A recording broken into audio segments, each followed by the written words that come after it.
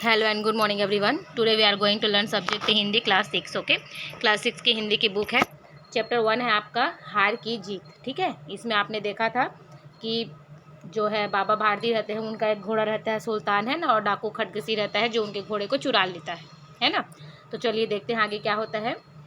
उन्हें केवल यह ख्याल था कि कहीं लोग दिन दुखियों पर विश्वास करना ना छोड़ दें। ऐसे मनुष्य नहीं देवता है। रात्रि के अंधकार में खड्गसिंह बाबा भारती के मंदिर में पहुंचा। चारों ओर सन्नाटा था। ठीक है, जब घोड़ा उसने चुरा लिया और बाबा भारती ने उनसे कहा था कि ये जो घटना हुई है इसको किसी को बताना मत, क्योंकि जो है लोगों का दिन दुखियों पर से विश्वास जो है क्या हो जाएगा, उठ जाएगा। वो बातें उसके कान में गूंजती रहती है ना डाकू खटगसी के, और वो सोचता है कि ऐसा मनुष्य नहीं है, ये तो देवता है। रात्रि के अंधकार में, है ना, रात के समय में जब अंधकार रहता है तो खटगसी बाबा भारती के मंदिर में पहुंचता है। वहाँ पे चारों ओर सन्नाटा रहता है ना। आकाश में तारे टिमटिमा रहे थे।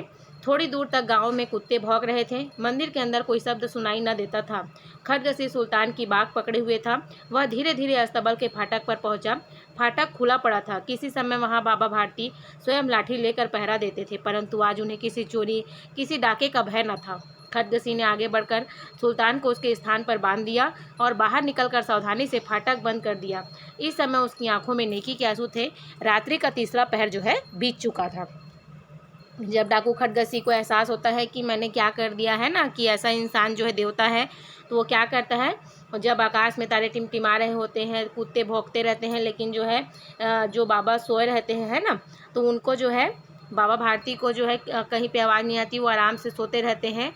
और जो घोड़े का अस्तबल है, जब उसको डाकू खटगसी देखता है तो उसको क्या लगता है कि ये फाटक जो है, कभी दिन भर यहाँ पे बाबा भारती जो है पहरा देते थे लाठी लेकर, है ना, लेकिन आज बाबा भारती जो है क्या है, चैन से सो रहे हैं, उन्हें किसी चोरी का डर नहीं है, डाके का भय नहीं था। तो खटगसी क्या करता है, आगे चलकर उस सुल्तान को उसके स्थान पर बांध देता है जहाँ पे वो अस्तबल होता है वहाँ पे, और बाहर निकलकर सावधानी से फाटक बंद कर देता है। इस समय उसकी आंखों में नेकी के आंसू थे। रात्रि का तीसरा पहर बीत चुका था, है ना, रात का तीसरा पहर जो है बीत चुका था। इट मीन्स आधे रात से ज़्यादा हो गया था। ठीक है, चौथा प्रहर आरंभ होते ही बाबा भारती ने अपनी कुटिया से बाहर निकलकर ठंडे जल से स्नान किया। उसके पश्चात इस प्रकार जैसे कोई स्वप्न में चल रहा हो, उनके पाँव अस्तबल की ओर बढ़े, परंतु फाटक पर पहुंचकर उनको अपनी भूल प्रतीत हुई। साथ ही घोर निराशा ने पाँव का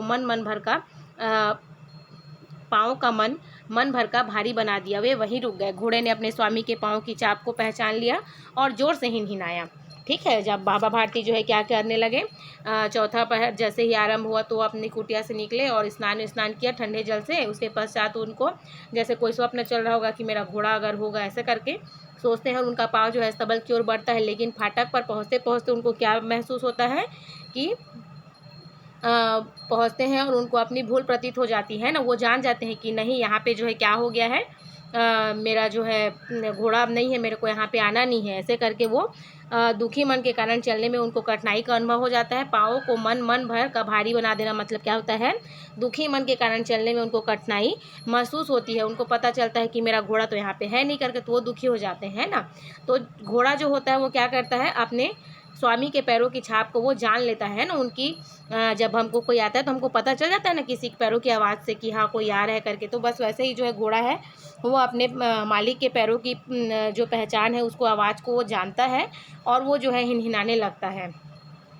ठीक है, यहाँ पे बातचीत में घड़ियाली आंसू बहाना और नेकी के आंसू बहना में क्या अंतर है, इस पर आपको चर्चा करना है। ठीक है, तो घड़ियाल का आंसू मीन्स क्या होता है, झूठ मूठ का रोना, है ना, और नेकी के आंसू बहाना मतलब सच में आपके हृदय में अगर सच्चाई है, नेकी है, आप उस चीज़ को अगर महसूस करते हो तो अपने आप जो आंसू बहने लगते हैं वो है। तो इसके बारे में आप जो है क्या करोगे, अपने घर पे मनन चिंतन करोगे। ओके, अब बाबा भारती आश्चर्य और प्रसन्नता से दौड़ते हुए अंदर घुसे और अपने प्यारे घोड़े को गले से लिपट कर इस प्रकार रोने लगे मानो कोई पिता बहुत दिन से बिछड़े हुए पुत्र से मिल रहा हो। बार बार उसकी पीठ पर हाथ फेरते, बार बार उसके मुंह पर थपकियां देते। फिर वे संतोष से बोले, अब कोई दिन दुखियों की सहायता से मुंह न मोड़ेगा। बाबा भारती जो है क्या हुआ, जब घोड़ा ही नहीं आया तो उनको पता चला कि अरे मेरा तो क्या बोलते हैं घोड़ा आ गया। तो बहुत आश्चर्य से प्रसन्नता से दौड़े, अंदर घुसे और अपने प्यारे घोड़े को गले से लगा लिया और क्या करने लगे, रोने लगे। और ऐसा महसूस हो रहा था जैसे एक पिता जो है अपने पुत्र से अगर बहुत दिनों से बिछड़ गया हो तो उसको महसूस होता है ना, तो बस वही कंडीशन जो है उनका था। बार बार उसकी पीठ पर हाथ फेर रहे थे, बार बार उसके मुंह पर थपकियां दे रहे थे। फिर वे संतोष से बोले, अब कोई दिन दुखियों की सहायता से मुंह नहीं मोड़ेगा। है ना। तो उनको एक आत्मविश्वास हो गया कि मैंने जो किया था वो अच्छा किया था, है ना। कभी हमें दीन दुखियों की मदद करने से पीछे नहीं हटना चाहिए हमको। नेकी का फल जो है क्या होता है, हमेशा जब आप अच्छा करोगे तो उसका फल जो है अच्छा ही होता है। ठीक है, तो ये जो पाठ है आपका सुदर्शन जी ने लिखा था। ठीक है, चलिए नेक्स्ट पेज में उनका जो है लेखक परिचय हम देख लेते हैं। सुदर्शन जी का वास्तविक नाम पंडित बद्रीनाथ भट्ट था। उनका जन्म सन 1896 में सियालकोट वर्तमान पाकिस्तान में हुआ। प्रेमचंद परंपरा के लेखक सुदर्शन जी का दृष्टिकोण सुधारवादी था। अपनी अधिकतर कहानियों में समस्याओं का हल आदर्शवादी ढंग से प्रस्तुत किया है।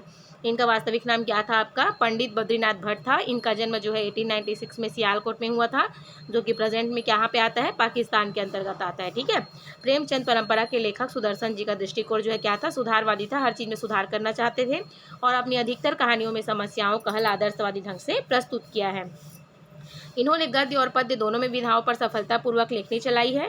साहित्य सृजन अप्रतिम है। इनकी अनेक कहानियाँ उर्दू पत्रिका हजारों दास्तां में प्रकाशित हुई। अंधकार, गुरुमंत्र, दिल्ली का अंतिम दीपक, सच का सौदा, परिवर्तन, हार की जीत, जो अभी आपने पाठ पढ़ा, साइकिल की सवारी आपकी प्रसिद्ध रचनाएं हैं। ठीक है, इनकी प्रसिद्ध रचनाएं क्या क्या हैं, ये आपको ओरली पूछ सकती हूँ एग्जाम में कि जो है सुदर्शन जी की प्रसिद्ध रचनाएं क्या क्या हैं। तो आप ये सारी नाम, ये जो सारा नाम है वो आप क्या करोगे, मेमोराइज कर लोगे। ओके, साहित्य लेखन के साथ ही इन्होंने फिल्मी पटकथा और गीत भी लिखे।